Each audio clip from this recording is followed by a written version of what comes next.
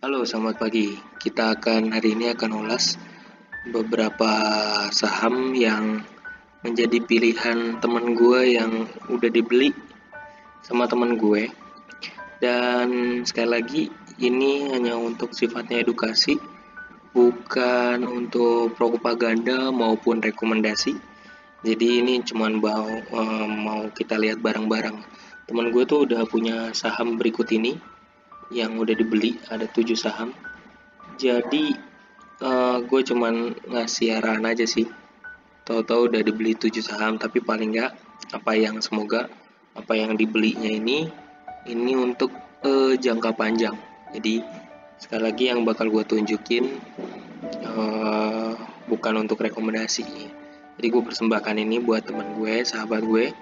Jadi pertama, gue akan kenalin dulu nih tips 2 dari dulu. Kalau mau lihat apa-apa, ini bisa jadi tempat acuan, memang harus jadi tempat acuan kita, yaitu idx.co.id. Ini harus jadi tempat pijakan kita ya. Karena di sini data tuh banyak banget, ada data saham teraktif ya, tuh ada KF, BRPT, TWR tuh, ada Boga, BRIS ya, segala macam. Sekali lagi tidak rekomendasi, tapi ini hanya untuk ngelihat.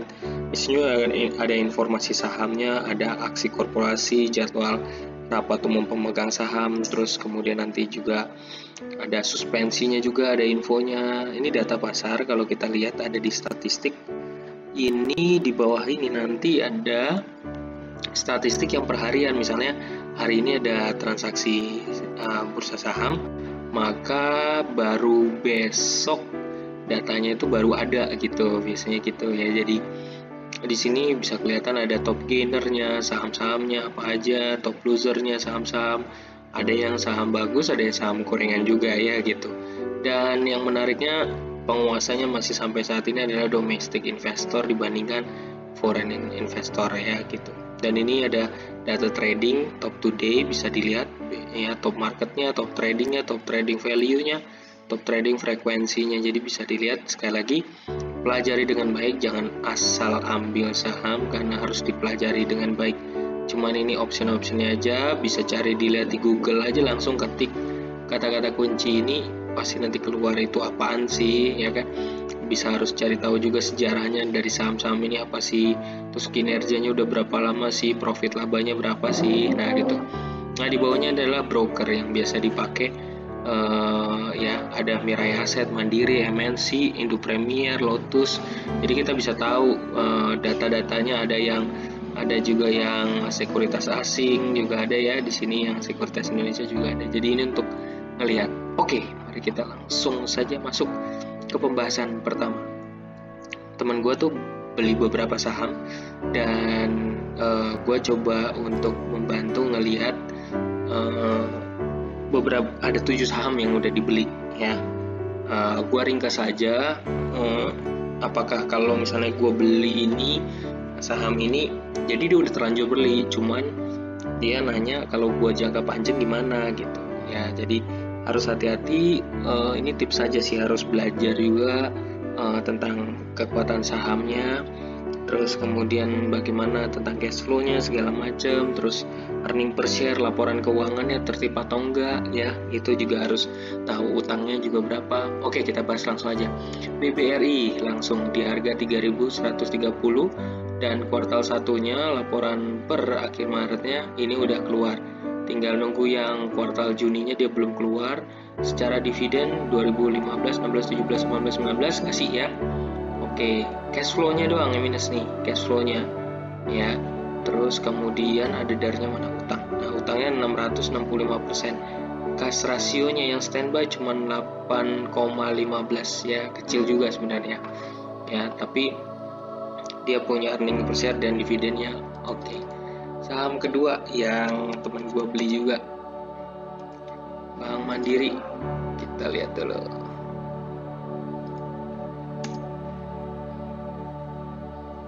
Bank Mandiri. Nah, tuh. Nah, ini Bank Mandiri.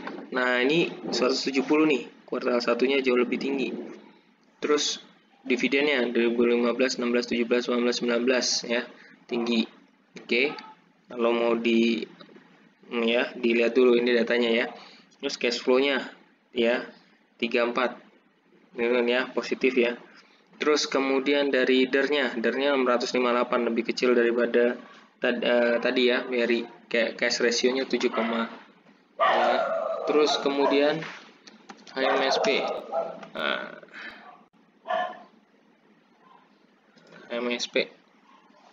HMSP ini udah kuartal 2-nya udah keluar nih. 15, 16 dividennya 2015, 16, 17, 18, 19 ya.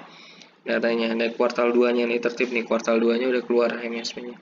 Terus kemudian masih positif ya. Fundamentalnya tercatat di sini ya, yang masih positif. DER-nya cuma 57, cash ratio-nya 39% ya. Jadi nanti kita lihat, ini yang penting harganya cukup turun ini. AM Sampurna ya, ICBP. Oke. ICBP ini Indofood ya, Mimi kayak gitu ya. Kuartal 1-nya udah ada. Oke, kinerjanya kuartal 2-nya belum keluar nih. Ya datanya. IPS-nya naik terus ya, tuh, naik terus ya. IPS-nya naik terus. Oke nih, kalau mau dilirik ya, 15, 16, 17, 18, 18-nya 2 kali, 2019-nya ini ada cash flow, terus kemudian ada cash flow operating system. Oke ya. Jadi tadi yang kuartal yang baru kuartal 2 yang baru tertib adalah HMSP ya. Kalau ini harga 9.000 udah 9.100 ya. Jadi ini cukup tinggi. Terus kemudian debt-nya rendah, cash ratio-nya tinggi. Nah, ini menarik. Debt-nya harus rendah, cash ratio-nya harus tinggi. Nah, menarik ya. Nah, ya, ini menurut aku penting ya.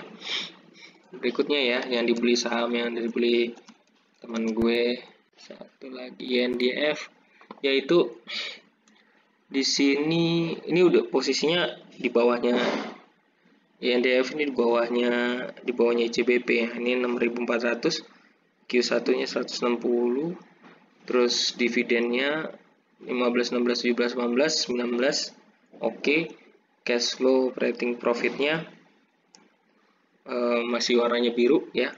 Terus debt ratio-nya ini tinggi ya.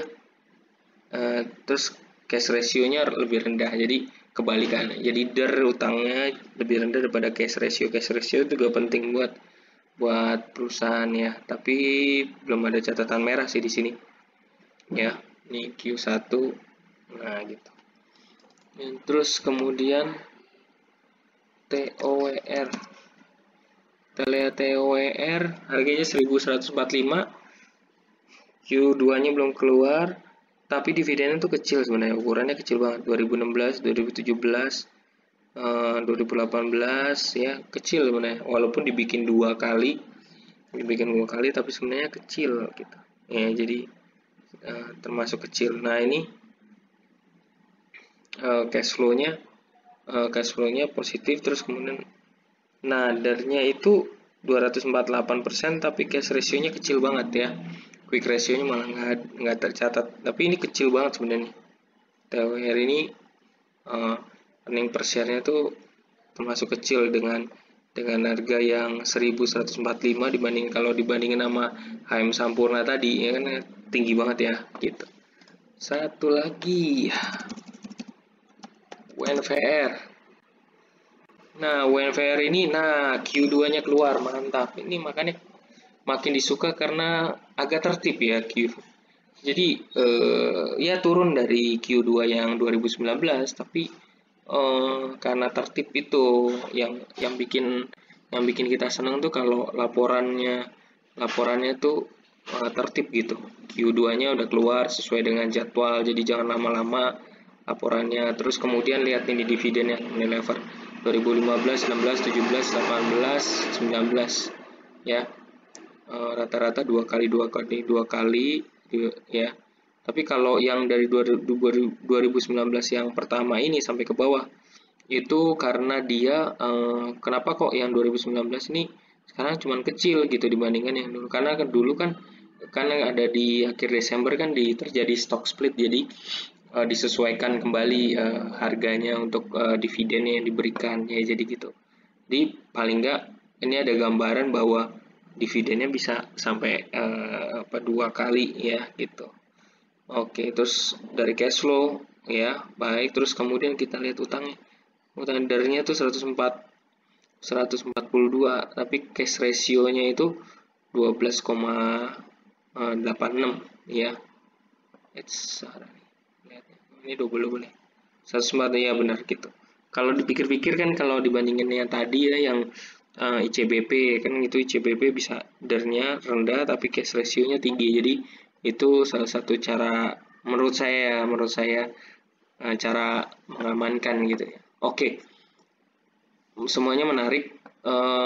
Kalau dilihat dari secara data earning per share, saya pribadi sih atau ya, kalau ini pribadi saya kurang tertarik dengan TWR dibandingkan yang lainnya ya. TWR dengan yang lainnya. Nah, pertanyaannya, teman saya ini udah terlanjur beli ada 7 saham itu. Kalau dia tadi juga bagaimana nih, dia tanya kan gitu. Nah, sekarang kita lihat grafiknya. Momennya udah tepat belum belinya, karena dia udah terlanjur beli. Sekarang saya langsung lihat yang BBRI 3110, posisinya di sini. Dan dia kalau dilihat true note dalam jangka panjang, maka dia bisa terbang. Kalau kondisi COVID ini membaik, maka dia akan, dugaan saya akan kembali normal, ke atas kembali, karena ini kebetulan lagi jatuh. Ini tanah emas, harus kita rebut kembali gitu. Ibaratnya gitu. Ini bisa Anda ambil jangka panjang ya, buat jangka panjang ya. Jangan, kalau memang teman saya serius ini buat jangka panjang ya. BMRI, terus saya ambil max-nya. Nah, masih bisa nih. Oke. Ini Bank Mandirinya masih bisa. Posisinya 5.600. Jadi ya, kalau kondisi membaik ya bisa terbang lagi ke 7.700 ya. AMSB, nah ini lagi turun nih. Ya, biasanya kalau sahamnya lagi turun, biasanya kesempatan nih diserok ya gitu. Jangan ragu, tapi perhatikan dulu kebutuhannya, latar belakangnya, rokok nih gimana prospeknya gitu. Rokok nih gimana prospeknya ya. ICBP panjangin dulu ya. Nah, ini ada terjadi stock split nih ya, jadi agak dalam. Jadi saya ngambil 5 tahun coba. Ini masih kena nih ya, saya ambil 1 tahunnya aja. Nah, dia lagi penurunan. Jadi momen untuk kita ambil, kalau nanti jatuh lagi di 8.000 di mana sebentar, di 8.150, diambil aja lagi ya, kalau makin dalam gitu. Sekarang masih posisinya di sini. Jadi kalau nanti turun ke 8.000, makin di bawahnya ini, wah itu oke banget, nggak apa-apa kalau menurut saya ya. INDF, penasaran nih teman saya, soalnya pernah kerja di INDF. Ini trennya lagi naik ya, dari bawah cuma turun, trennya naik. Jadi ini ya